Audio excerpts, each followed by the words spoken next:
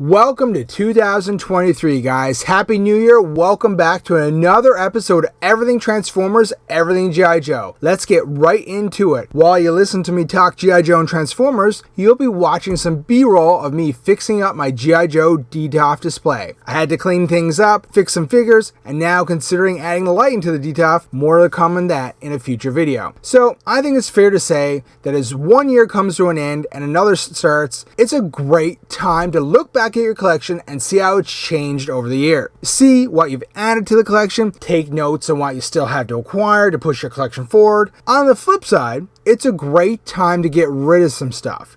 Clear some stuff out, make room for some potentially new stuff incoming, and as well, make some extra money after the holidays so you can invest it back into your collection. For me personally, I've started to clear some stuff out in an effort to have some fun money on hand, that the hopes that there's a deal that comes up. As mentioned earlier, other collectors are often doing the same things, clearing things out. You'll need to be ready to take advantage of what deals they may be passing on. So keep an eye out on your local marketplace for a hot deal. Now that we're actually in 2023, the last few weeks have been non-stop leaks. It's crazy how much product appears to be coming our way from the Transformers team. It's actually quite funny, as it seems to be a big difference on how the Transformers team and the G.I. Joe team sort of has stuff announced. If you recall, the G.I. Joe Classified team would always be adding to their figures coming down the pipeline anytime they had a stream or event that took place. So that kind of puts us in a weird place where we as collectors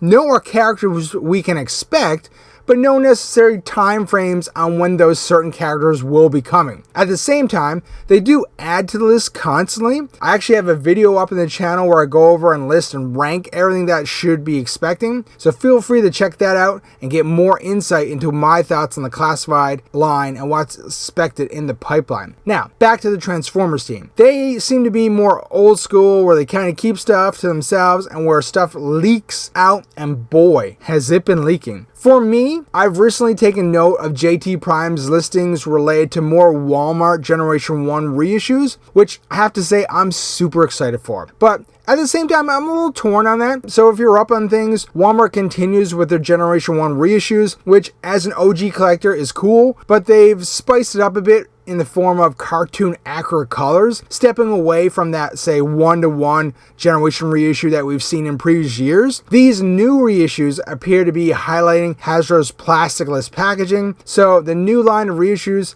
currently there are two. First one is sort of the pinkish hot rod, and the second being the very cool cartoon accurate Starscream. For anyone that pre-ordered these, like myself, they should be shipping out sometime in January, so we can expect to see more on them soon. There's already been reports of people finding these at local stores as well. Now, back to those leaks. It has been noted by JT Prime that we should be expecting a G1 cartoon accurate Hound on the way, which kind of does have me confused, as we had previously seen a reveal of a studio series cartoon accurate Hound coming our way as well. There's actually a video on the channel, so it's kind of weird that we're going to get both a G1 reissue and a modern cartoon accurate Hound, but I'm not necessarily complaining. What one will you be picking up? Of course, the more interesting news that there is actually two more new Generation 1 listings. The second one is unknown as the recording of this video.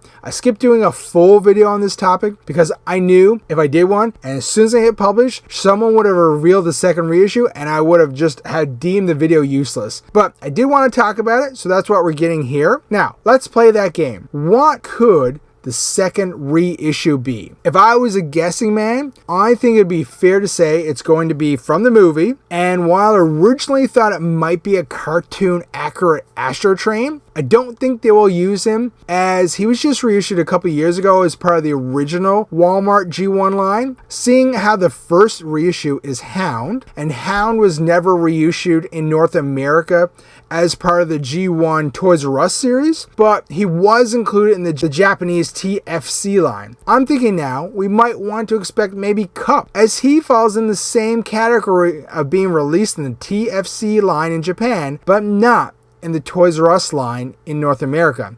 meaning they could have access to the mold. So my official guess, no inside information, just based on some fun speculation with real implications, will be Grumpy Gus himself, Cook. That being said, the last wave did have both an Autobot and a Decepticon, so it might be better to choose a bad guy than expecting 2 Autobots to fill the shelves at Walmart. So what do you guys think the second generation reissue could be? I mean, I guess we could go back to that original guess I had of being a cartoon accurate Astro Train, because they would obviously have access to that mold because they just recently used him. So we'll have to wait and see on that and see how it turns out. Flipping over to G.I. Joe, the team over there has been sort of radio silent as of late. Nothing much coming out of the camp over the holidays. Like I had previously mentioned over on Instagram, I was able to secure both versions of the Crimson Guard, which makes me so happy. Of course, I'll be displaying the Retro 1 mint on card and leaving the main line one to open and fiddle with. With the classified slowdown, that does give me a chance to look back and reflect on my Real American Hero collection, which is one of my first ever toy lines I started to collect. Of course, over the years, I've accumulated a lot of extras, and like I mentioned at the beginning of the video, sometimes it's good to go over things and move extras out in favor of new items coming back in. So I've been working on getting a few of those extras cleaned up. So far, I have a nice starter killer whale available to move to a new home. He's in pretty good shape,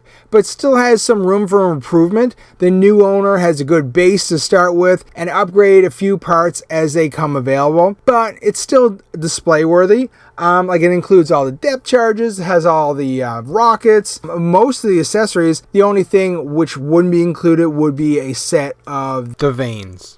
Then after that, sometimes as a person, you have to know when you have to let go of something. Something I've held on for a long time was the G.I. Joe Locust. It's the assault helicopter released in the 2000 line, meant as a replacement of the Dragonfly. The Locust is basically a one-for-one reissue in a different color. However, just like the Dragonfly, the landing strut is prone to breaking, and this is what happened to mine. I've kept this piece for years, but all the while not really actively looking for a replacement. So I'm going to try and find it a new home with someone who will either take on the repair project or find a replacement.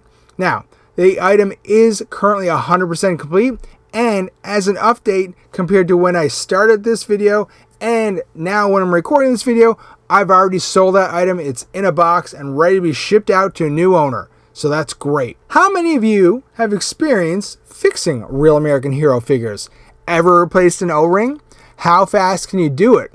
That's the question. Last year, I was able to secure a few extra figure parts and spent a night putting a few figures back together this week. I shared a picture of the newly fixed troops over on Instagram. Make sure you give us a follow. And for the most part, I already have all these guys, so I'll keep a few troop builders and then add the rest to the trade pile. By doing all of this, I'm allowing myself to cut down on the stock I have and transition to potentially new items coming in the future. It's a cycle that every collector goes through, and it can really help keep your collection moving forward. I'm sure if you take a second and look around your own collection, you can find some things you could move on from, but are still in your area. Maybe it might be a time to pass those items on to someone else to enjoy, allowing you to secure even more of what you really want. Back to the topic of the detail for a second, which I mentioned in the opening of this video. During the B-roll, you notice that I actually had quite a few Real American Hero figures to fix. The O-rings in these figures usually wear out after several years, so I have to fix about 10 to 15.